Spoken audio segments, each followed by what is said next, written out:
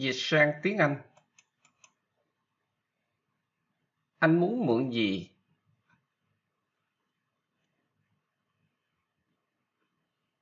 What do you want to borrow? What do you want to borrow? What do you want to borrow? Anh định mượn bao nhiêu tiền?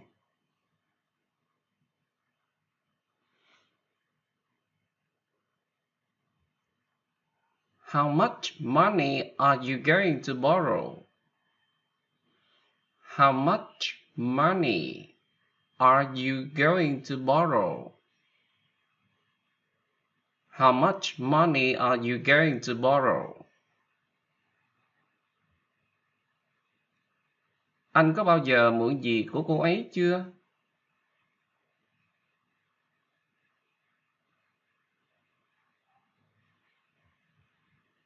Have you ever borrowed anything from her? Have you ever borrowed anything from her? Have you ever borrowed anything from her? Tôi chưa bao giờ mượn gì của anh ấy.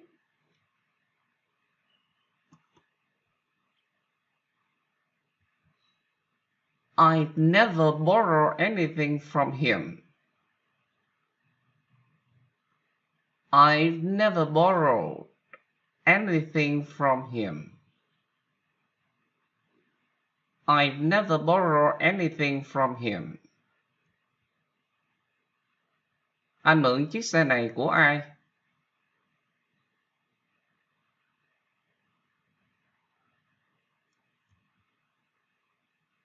Who did you borrow this car from? Who did you borrow this car from? Who did you borrow this car from? Tôi không bao giờ mượn gì của cô ấy.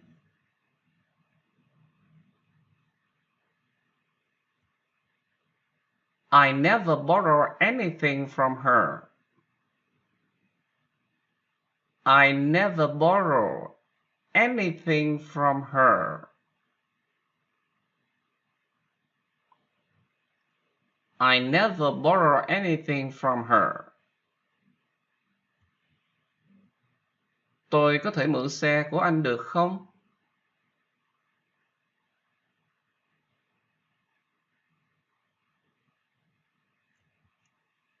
Can I borrow your car? Can I borrow your car?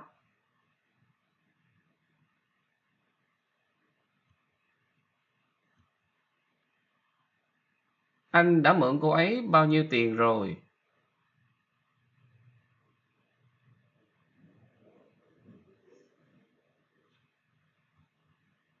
How much money have you borrowed from her? How much money have you borrowed from her? How much money have you borrowed from her?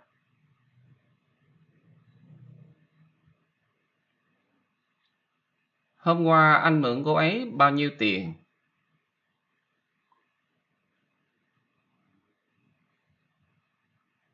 How much money did you borrow from her yesterday? How much money did you borrow from her yesterday?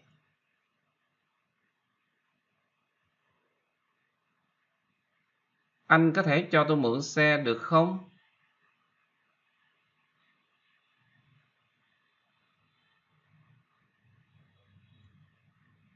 Can you lend me your car? Can you lend me your car?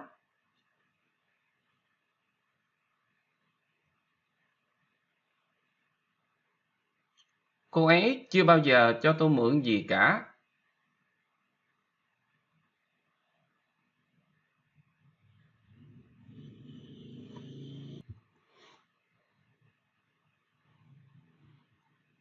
She's never lent me anything. She's never lent me anything. She's never lent me anything. Anh có bao giờ cho họ mượn gì chưa?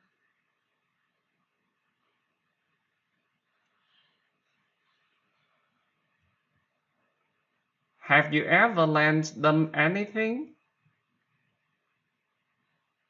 Have you ever lent them anything? Have you ever lent them anything?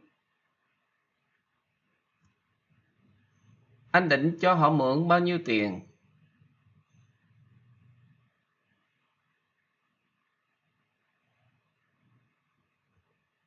How much money are you going to lend them? How much money are you going to lend them? How much money are you going to lend them? Hôm qua cô ấy cho anh mượn bao nhiêu tiền?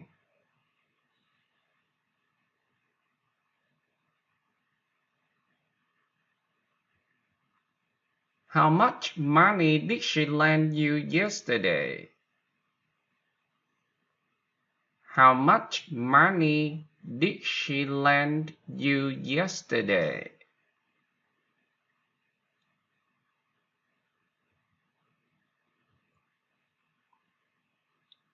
Cô ấy đã cho anh mượn bao nhiêu tiền rồi?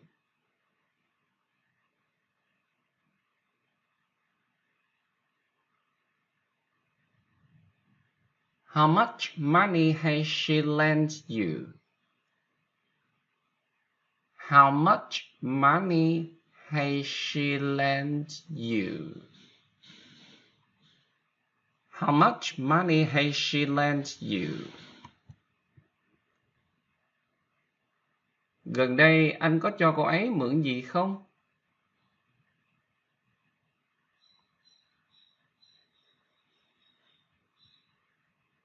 Have you lent her anything recently? Have you lent her anything recently? Have you lent her anything recently? Tôi lái xe đi làm mỗi ngày.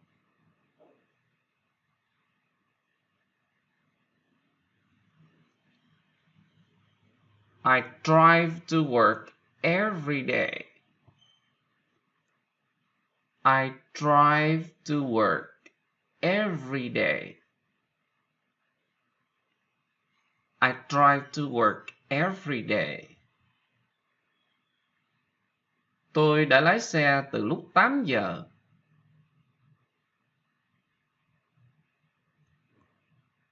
I've been driving since 8 o'clock. I've been driving since 8 o'clock. I've been driving since 8 o'clock. Anh ấy đã lái xe đến đó hôm Chủ nhật rồi.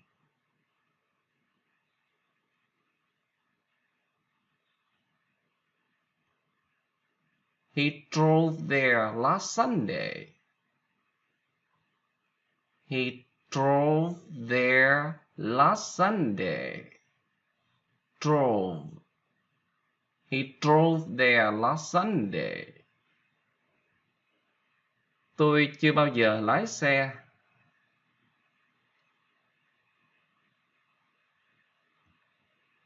I've never driven. I've never driven. I've never driven. Anh có bao giờ lái xe ở Nhật chưa?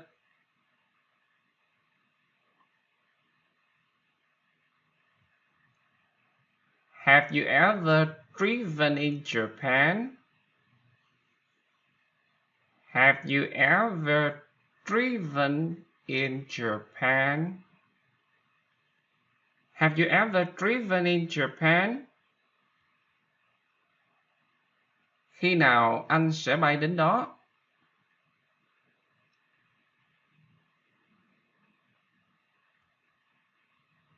When are you going to fly there?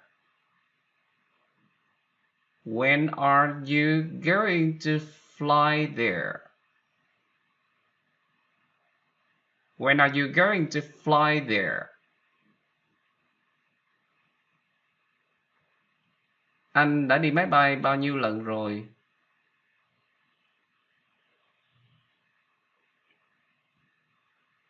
How many times have you flown? Flown. How many times have you flown? Cô ấy đã bay sang Mỹ cách đây 2 tuần.